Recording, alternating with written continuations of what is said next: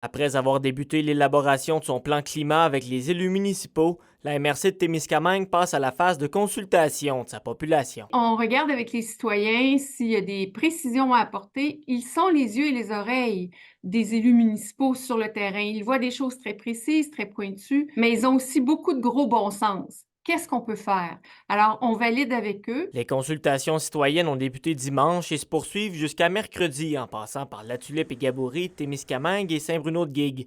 Les feux de forêt font partie des grands enjeux, mais surtout l'impact des grandes précipitations. Ce qu'on a vu beaucoup au Témiscamingue, c'est l'intensité de certaines précipitations et les impacts que ça a sur les infrastructures routières, sur les infrastructures municipales. Pour une municipalité, en tout cas, l'entretien de nos routes locales, avec ce contexte de changement climatique-là, ça devient un enjeu majeur. La Tulipe et Gabourey accueille la séance de lundi soir et son maire espère que le plan climat permettra de faire face à leur nouvelle réalité. Il faut investir dans nos fossés, il faut changer nos ponceaux, etc.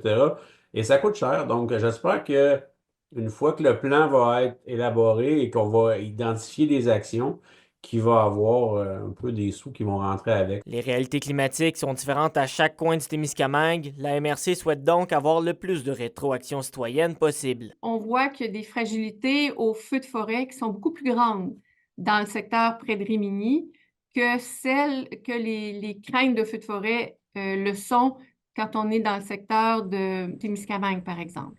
Alors, c'est d'autant plus important d'avoir une lecture la plus précise et la plus pointue possible. La MRC de Témiscamingue entend déposer officiellement son plan climat en novembre 2026. Une proposition de plan d'action et une deuxième vague de consultations citoyennes sont prévues pour le début de la prochaine année. William Maillé, RNC Nouvelles.